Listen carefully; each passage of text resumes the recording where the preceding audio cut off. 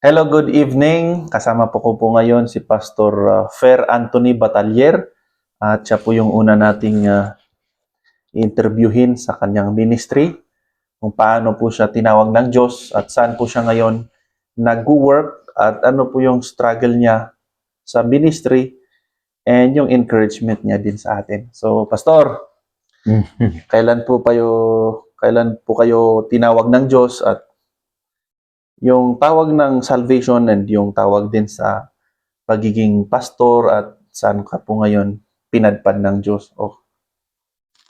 Okay, good evening to everyone. Tinawag ako ng Panginoon, siyempre, nung sa salvation ko, since I was high school, no? September 1, 2009. And, 1999 gayang. 2009. So, 1999, September 1, sa evening, nung galing ako sa eskwelahan sa Los Baños National High School. Actually, merong tatlong young people na hindi ko alam kung ano yung denomination nila. Makulit yung tatlong kabataan na yun na nag-share doon sa daan sa parte ng Robinson ngayon yun. Robinson Mall doon sa Los Baños. Then, isa lang naman yung tinanong nila sa akin, nung tatlong young people na yun, na kung ako daw ba ay anak ng Diyos, yun lang tinanong niya sa akin. Kasi sinare niya yung John 1:12, sabi niya, siyempre, ang sagot ko noon, oo. Pero, ang sabi niya, paano mo na siguradong anak ka ng Diyos? Basta, anak ako ng Diyos kasi inanak ako ng magulang ko, yun yung aking defense noon. But, in-explain nila yung John 1:12 na kung sino man yung tumanggap sa Panginoong Diyos bilang sariling tagapagligtas, yun lang mga binigyan ng karapatan ng Diyos na maging anak, maging anak niya. At yun yung isa na parang nag-trigger sa aking isipan, nag-isip ako na, nga pala, no, hindi pala lahat ng tao ay anak ng Diyos. Kaya nung pag-share niya siguro mga 10 to 15 minutes, then pabalik, siyempre gabi na nung alas 8 kasi kami lumalabas sa eskwelahan namin sa Los Baños National High School kasi 1 to 8 yung aming klase. Siyempre pabalik ako, naglakad ako sa eskwelahan, from eskwelahan hanggang doon sa amin sa bahay ng ate ko doon sa San Antonio, Los Baños. Then habang lalakad ako, iniisip ko yung question yung sinare nung tatlong kabataan. Then, I accepted the Lord Jesus Christ at that time, no? That hindi ko lang makakalkula kung anong oras yun, but siyempre yung labas namin 8 o'clock, probably mga before 9 yan. Before 9 ng September 1, no? 1999. Yun yung aking time na tinanggap ko ang Panginoong Hesus bilang aking sariling tagapagligtas at naligtas. Then, naging active ako sa church, doon sa Living Faith Fundamental Baptist Church.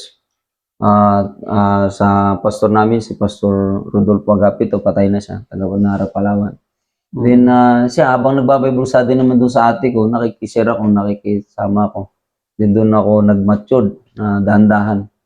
Then, sinasama-sama ako sa Bible study, ng aking pastor. Parang siya na rin yung nagdisipulo sa akin, kahit may edad na siya, ako bata pa, pero at least, nagagamit na rin ako sa pagsama-sama sa Bible studies. Then, yung panawagan naman ng Panginoon, sinabi ko sa kanya nung siguro mga buwan pa lang na ako ay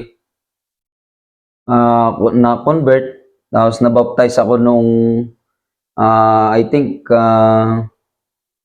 April 2000, mga ganyan, 2000 April nang binaptize ako. Summer day.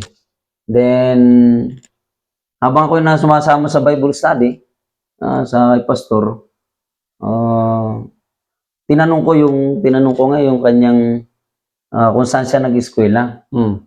Sabi niya, gusto ko rin mag-eskwela, sabi mo gano'n, dun sa pinag-eskwelahan niya. And then, sige, sabi niya, sasama ako. Kaya sinama ako niya doon, kahit nung summer ba lang, kahit 4th year ako noon, summer, sinasama niya ako doon sa Antipolo. Then sinama ko niya ako doon sa BBSNI.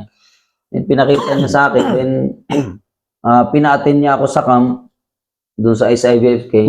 Sama ng iglesia sa Baptist sa Katagalugan, Fundamental Katagalugan sa Katagalugan. Sinama ako na, pinapunta ako, mamay, isa lang ako doon sa kwan. Naalala ko na isa lang ako doon sa nag-attend sa aming church, no? Isa lang ako na young people noon. Then, yun, may mga counselors pa man. Tumutulong doon. Then, dumating yung tempo na may si Pastor Robilios,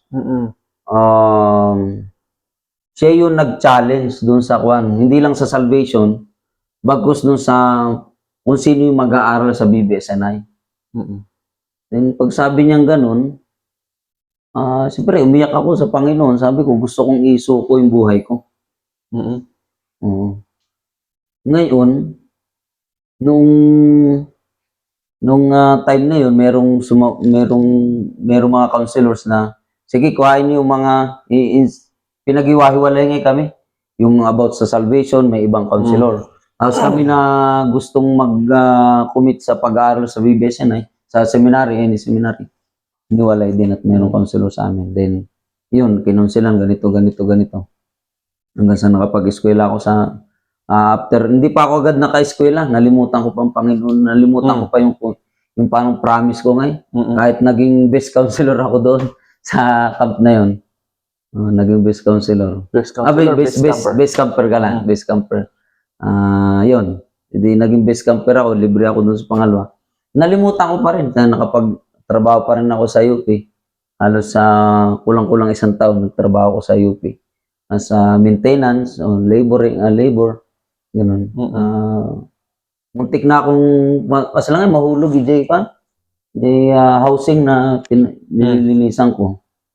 May ginamit ko yung ladder na ganun. Then, akit ako, biglang gano'n nga, ladder. Pag gano'n ng ladder, natakot ako, siyempre, bato-bato yung kan eh. Tapos meron pang bakod na may bakal na gano'n-gano'n. Yung diamond yung itsura niya. Siyempre, kung mahulog ka doon, hindi ka bubuhayin doon. Masyadong mataas yung, kasi dalawang halos na gano'n, na pumundo yung ladder. Then, pinaspasak na nagbalance ato, nakasumpot ako bubong, then nagiga ako. Ganun ba, parang nanginig nga ako na, parang mamatay ako. Again, yun, naisip ko na, meron palang promise ako sa Panginoon. Nung na gusto kong isuko yung buhay ko. Then, yun, nag-resign ako dun sa trabaho sa UP, then umalis ako sa bahay ng ate ko, na tinutuloyan ko noon, magtatrabaho din. Pasok ko sa BBSI. Sa BBSI, ganun, hanggang ngayon. 2007, nag-graduate ako din 2007. Then, dinala ako ng Panginoon sa Bawan Baptist Church. Siyempre, kasama ko matlang si Pastor Aser Lagan. Nag-work ako doon. Ilang taon doon? Sobra ng 1 taon. Nag-work ako doon sa kanila. Then, dito 2009 to 2010, yun, nalipat ako dito sa Benguet, sa Sablan. Okay, halos 1 taon ako doon sa Sablan. Then 2011 to 2014, doon naman ako sa Nangalisan Fundamental Baptist Church sa Tuba.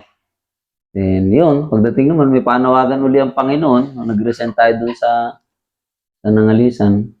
May panawagan ng Panginoon na meron palang ministry dito sa Sagpat, Kibungan, Benguet, Sadel, Sitio Sadel. And wala pang baptist doon. Then naisip namin na, sige, may met dito, maganda pala dito.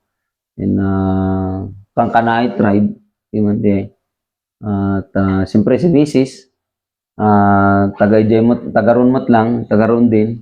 Kaya hindi masyadong mahirap yung Mm. communication, yung mag-build ng relationship dahil taga roon naman siya. Then hanggang ngayon, tayo nagagamit ng Panginoon doon as bilang isang missionary ng Saddle Fundamental Baptist Mission. Hanggang ngayon at kami ay 7 years na doon. 7 years na yung mission. No? Then yung struggle ko naman, siyempre struggle naman namin doon, siyempre as a missionary.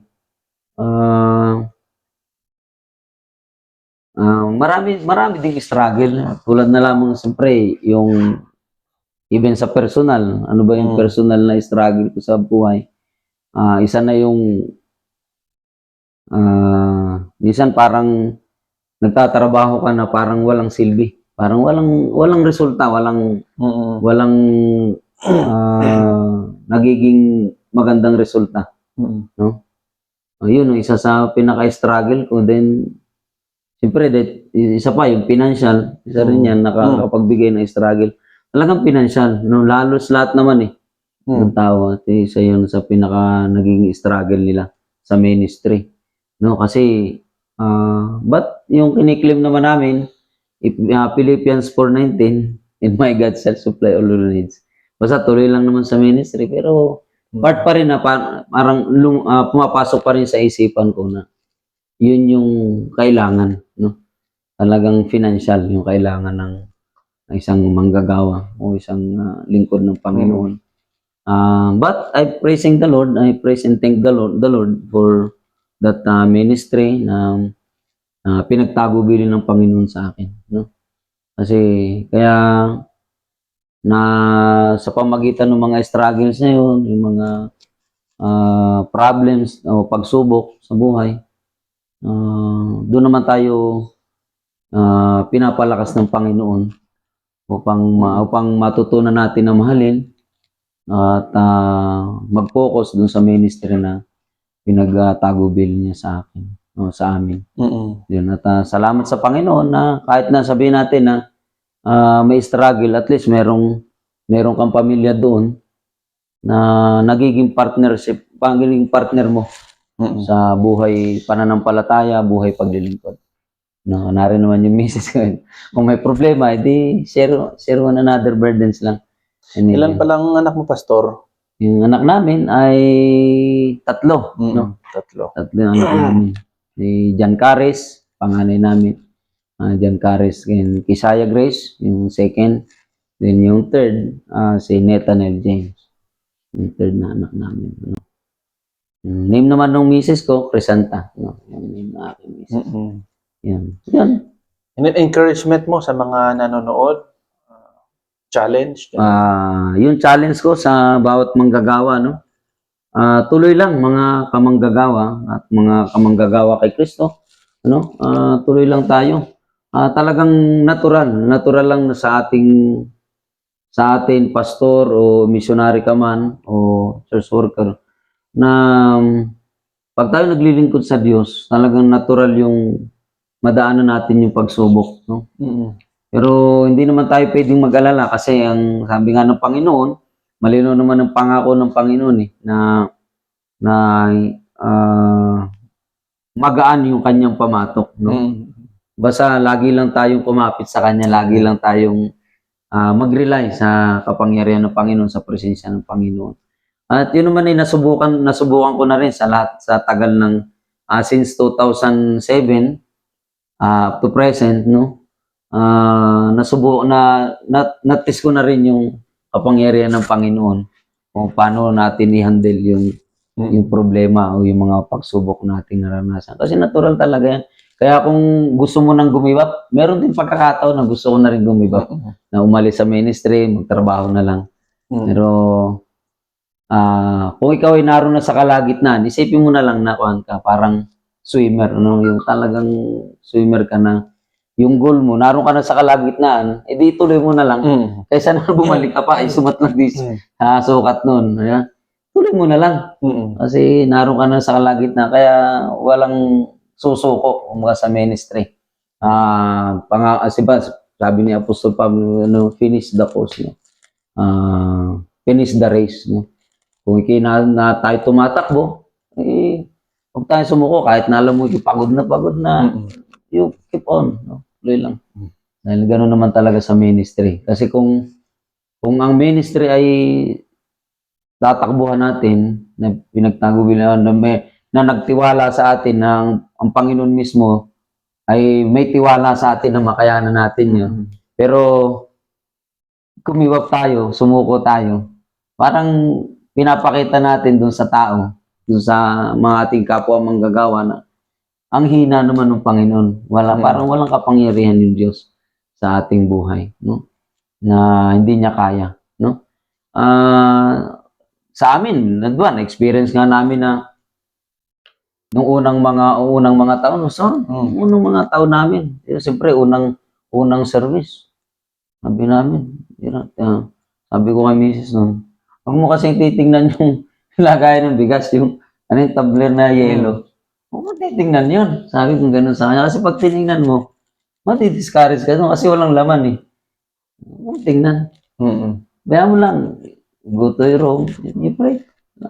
Then one time, nag-pray lang. Siyempre, pasok ako sa loob. Siyempre, from the bottom of my heart, talagang nasaktan ako na, uy, anong kakainin namin bukas?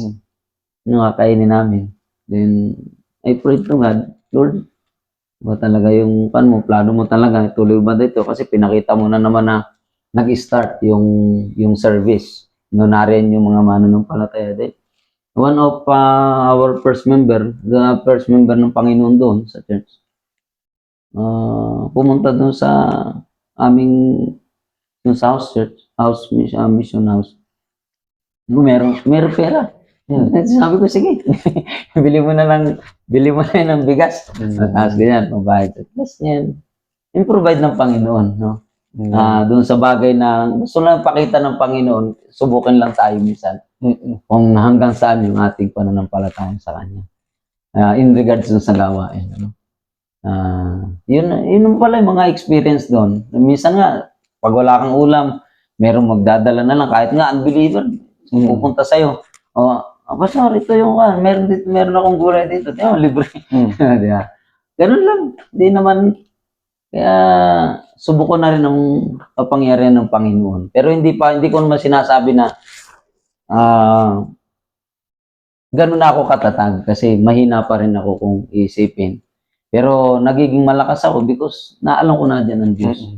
At yung aking pinaglilingkudan, Hari ng mga hari, Panginoon ng mga Panginoon, ay alam niya yung pangailangan ko, alam niya yung kakayanan ko. Hindi ako magbase sa aking kakayanan, hindi dun sa kakayanan at kapangyarihan ng Diyos. Yan yung aking experience sa ministry. Kaya relax lang. Okay lang. Just enjoy the ministry. Just enjoy to serve the Lord. Amen. Yan. So, ayan po. Yan po yung encouragement din sa atin sa buhay ni Pastor Anthony. At sana po ay na-challenge po tayong lahat sa pagsaserve ng Panginoon ay it's a challenging pero yun nga po, masaya. Meron ding siya or saya. So, again, thank you. I'm Pastor Abednego, your host for this interview. Thank you, Pastor. God bless. You're welcome.